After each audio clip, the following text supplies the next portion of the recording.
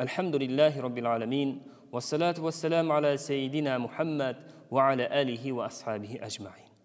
Assalamu alaikum ve rahmatullahi ve berekatuh. Бүгінгі танысатын сахабамыздың есімі Умайр ибн Вахб радиаллаху анху. Алла ол кісіге разы болсын. Хазіреті Омар радиаллаху анхудың ол кісі жайлы айтқан бір сөзі бар екен.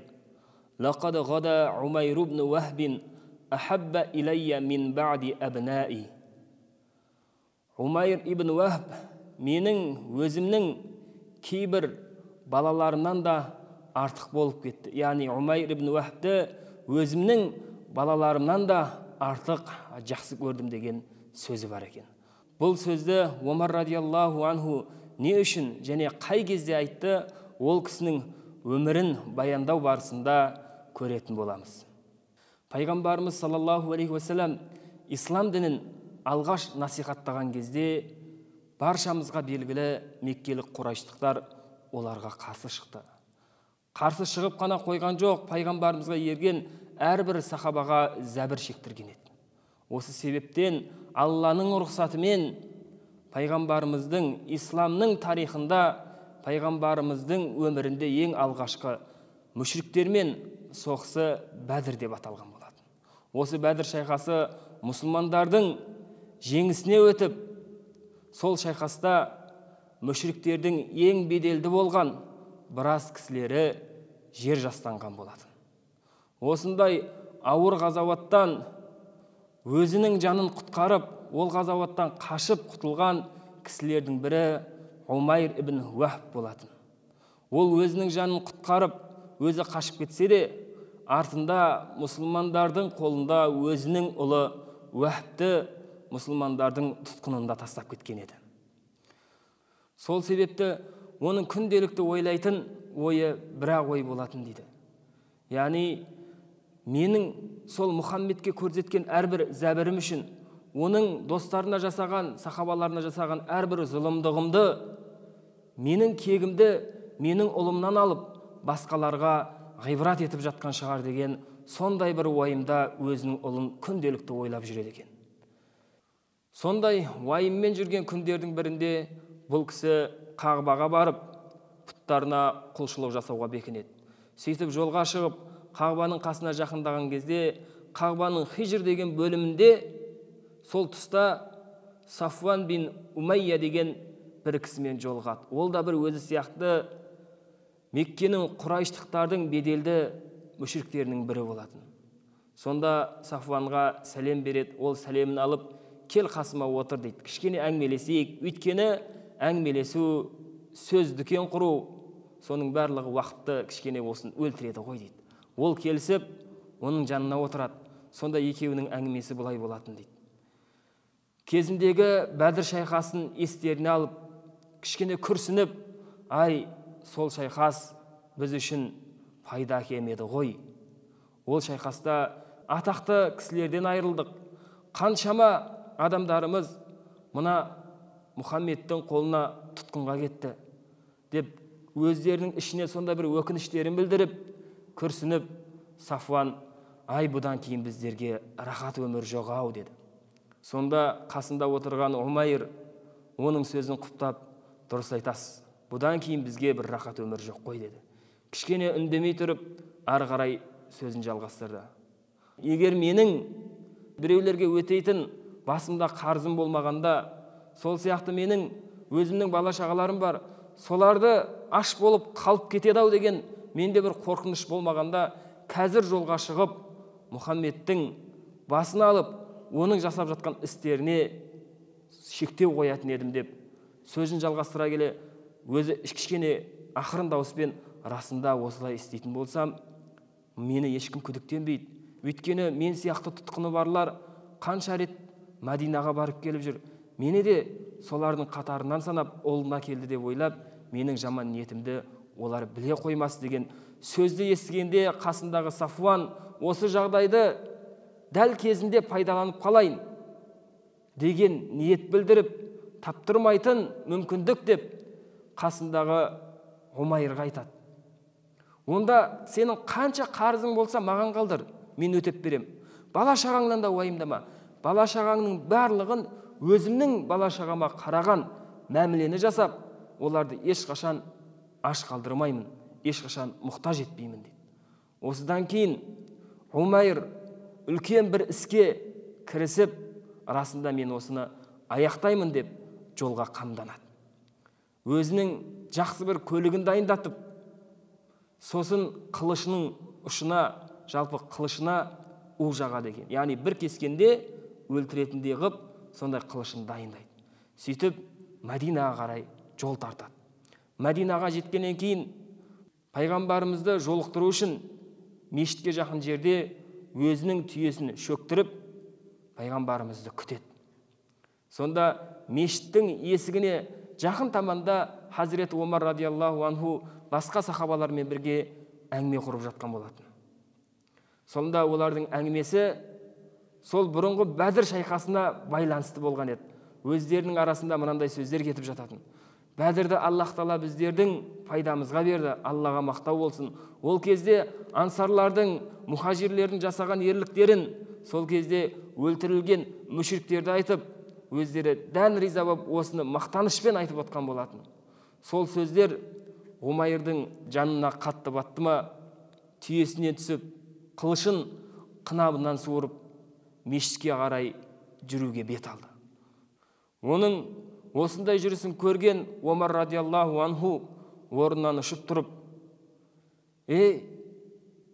мына бір ит, Алланың дұшпаны Умайр емес бе? Расында бұл жақсы ниетпен келе жатқан жоқ. Тездетіп пайғамбарымыз саллаллаху алейхи уассалам қасына барыңдар. Алланың елшісіне бұл бір зиян тигізіп қоймасын дейді. Қасындағылардың бәрі пайғамбарымыздың қасына жиналады. Омар да радиаллаху анху пайғамбарымыздың қасына барып, Алланың елшісі өзінің қылышын қолына алып, Умайрдың осы мешітке қарай келе жатқанын көрдік дейді. Сонда пайғамбарымыз саллаллаху алейхи уассалам оны менің алдыма алып келіңдер дейді. Омар радиаллаху анху Умайрға барып, өзінің мойындағы асылып тұрған қылышының жібімен итше сүйреп пайғамбарымыз саллаллаху алейхи уассаламның алдына алып келеді. Сонда пайғамбарымыз бұл жағдайды көріп, Омарға қарап, оны жібер дейді. Және өзің ары тұр деп бұйырады. Омар радиаллаху анху оны жіберіп, өзі кішкене ары қарай шегінгеннен кейін пайғамбарымыз саллаллаху алейхи уассалам, ей Умайр, кішкене бері жақында дейді. Умайр пайғамбарымызға қарай жақындап келіп, анғим сабахан деп сәлем береді. Ол кезде мүшриктердің осылай сәлемдесуі болатын. Яғни мұсылмандықтан алдын бір-біріне осылай сәлем беретін. Яғни қайырлы таң деген сөз ғой енді. Сонда пайғамбарымыз, ей Умайр, Аллах Тағала сенің сәлеміңнен де жақсы сәлемді бізге берді ғой дейді. Ассаламу алейкум ва рахматуллахи ва баракатух деген сөз. Яғни Алланың амандығы, Алланың сәлемі болсын деген сөзді біздерге Аллах Тағала бағыштады дейді.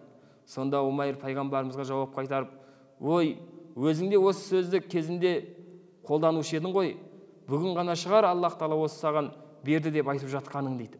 Сонда пайғамбарымыз саллаллаху алейхи уассалам оған дереу, келгендегі мақсатың не дейді? Сонда Умайр радиаллаху анху, баршаңыз білесіздер, менің ұлым Уахб сіздердің тұтқындарыңызда. Соны босатуларыңызды өтініп келіп тұрмын. Маған бір жақсылықтарыңызды аямаңыздаршы дейді. Басқа да ниетіңмен келдің бе деп пайғамбарымыз сұрайды. Сонда жоқ, мен тек қана осы шаруамен ғана келдім дейді. Ал мойныңдағы қылышың не дейді пайғамбарымыз? Сонда ол қылышына қарап, ой, бұл құрып кеткір қылыш, Бәдірде де бізге пайда берді дейсіз ба? Бұл түкке тұрғысыз нәрсе екен дейді. Сонда пайғамбарымыз, шыныңды айт дейді. Ол кісі, шынымды айтам, менің келудегі мақсатым сол ғана, басқа мақсатым жоқ дейді. Сонда пайғамбарымыз оған қарап тұрып, сен осында жолға шықпас алдын, Қағбаның алдына барып, Қағбаның Хижр деген бөлімінде Сафуанды жолықтырған жоқсың ба? Сонда Сафуанмен бірге әңгімелесіп, Бәдірдегі болған жағдайларды баяндай келе, егер менің қарызым болмағанда, аш қалатын балаларымнан қорықпағанымда, Мұхаммедтің барып, ісін тоқтатып, басын алам деп айтқан жоқ бедің. Және бұныңды ол құптап, сенің еш нәрседен уайым жемеуіңе, барлығын өз мойныма аламын деп сені осында жіберген жоқ па? Және сол оқиғаны тек өзіміз ғана білейік, басқа ешкімге айтпа деп келіскен жоқ едіңдер деп пайғамбарымыз барлық оқиғаны баяндап береді. Сонда осы оқиғалардың барлығын пайғамбарымыз саллаллаху алейхи уассаламның аузынан естіген Умайр үстіне мұздай су құйылғандай тітіркеніп кетеді. Сөйтіп былай дейді: Аллаға қасам, бұл оқиғаны мен және Сафуан ғана білетін, басқа ешкім білмейтін. Осыған дейін Алла тарапынан келген уахидың біріне де сенген жоқпыз. Ал осыны барлығын Аллах Тағала саған баяндады. Бұған ешқандай күмәнім жоқ. Осы тұста өз аяғыммен сенің алдыңа алып кеп қойған Аллах Тағалаға шүкірлері болсын. Исламды осылай жеткізген Аллах Тағалаға мадақтар болсын. Расында мен дініңді қабылдадым. Ашхаду ан ла илаха иллаллах ва ашхаду анна Мухаммадан абдуху ва расулух деп ислам дінін қабылдаған екен. Және оның ислам дінін қабылдағанына пайғамбарымыз саллаллаху алейхи уассалам қасында тұрған барлық сахабалар қуанып, сонда жаңағы сөзді Омар радиаллаху анху айтқан екен. Жаңа пайғамбарымыздың алдына келгеніңде шошқадан да жаман адамның бірі едің. Ал енді өз балаларынан да артық сені жақсы көремін деп осындай сөзді айтқан екен. Сөйтіп пайғамбарымыз саллаллаху алейхи уассалам қасындағы сахабаларына бұған шариғатты үйретіп, тұтқындағы баласын азат етіңдер дейді. Ол пайғамбарымыздың жанында жүріп, шариғатты үйреніп, Құраннан біраз бөлім жаттап, мешіттен шықпай, өзінің рухын тазалап, иманын жаңартып, пайғамбарымыздың қасында ұзақ уақыт жүреді.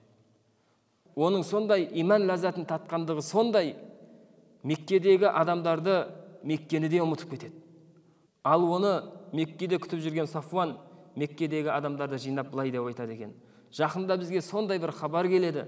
Бәдірдегі көрген барлық азаптарды ұмыттыратын сондай хабармен сүйіншіленеміз деп қалған адамдарды жинап, сондай бір өзінің бір сондай бір нәрсе келеді деген, сондай бір жетістікке жетеміз деген сенімін халықтарға баяндап жүреді екен.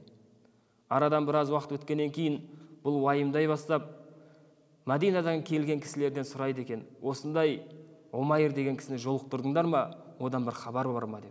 Ешқандай хабар болмағаннан кейін, арадан аз уақыт өткеннен кейін барып, бір кісі келіп, оның мұсылман болғандығын баяндайды. Сонда бұл кісінің үстінен мұздай су құйғандай сондай бір сезім жүреді, өйткені сондай бір сенімде еді.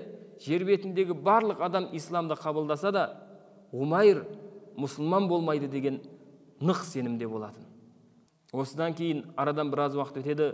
Умайр ислам дінінен біраз мәлімет жинағаннан кейін пайғамбарымыз саллаллаху алейхи уассаламның алдына келіп: "Уа Алланың елшісі, мен елімдегі беделді бір кісілердің бірімін. Мына шариғаттың біраз тармақтарын біліп, Құранды жаттадым. Енді осылардың барлығын өз өлкеме барып насихаттайын. Мұсылмандықты қабылдайтын кісілер болса, ол нұр үстіне нұр болады. Қабылдамаса, онда кезінде сенің дінің үшін сахабаларға қандай зиян шектірген болсам, солардың діні үшін оларға сондай зиян шектіретін болам" дейді. Сонда пайғамбарымыз саллаллаху алейхи уассалам оған рұқсат береді. Ол Меккеге қарай жолға шығады. Меккеге барып, бірінші сол Сафуанның үйіне барып, Сафуанға айтады: "Ей Сафуан, сен өзің ақыл парасатты бір кісісің, беделіңде жоғары. Мына бізге жауап бермейтін сондай тастан жасалған пұттарға табыну, ол ақыл тұрғысынан да төмен нәрсе емес пе? Оларға арнап құрбан шалу, бұны ойланып қарасаң да, бұл ақылға сыймайтын нәрсе екен ғой. Расында мен таза болған, жүрек құптайтын ислам дінін қабылдадым, және соны сенің де қабылдауыңа насихат етемін" дейді. Және осы сөзді меккеліктерге бұл насихаттаумен өтті. Оның насихаттауымен біраз адам ислам дінін қабылдаған болатын. Және де ол насихатын ары қарай жалғастырып, өмір бойы ислам дініне адамдарды шақырып өткен екен.